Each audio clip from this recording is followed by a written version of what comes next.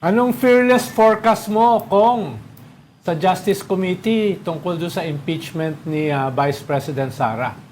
Tingin mo ay katulad doon kay PBBM, mamatay sa Justice Committee, or tingin mo papasa?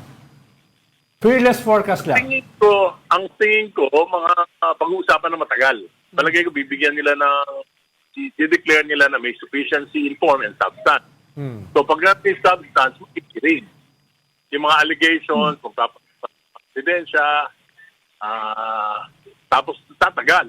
So parang magta-trial dito si Vice President Sara, ilabas yung mga allegations, ilalabas yung mga paratak sa kanya. So Pero tingin mo Kong ay papasa sa Justice Committee?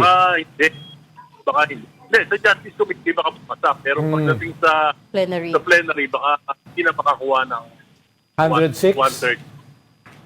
Oo. Tingin ko gagawin so para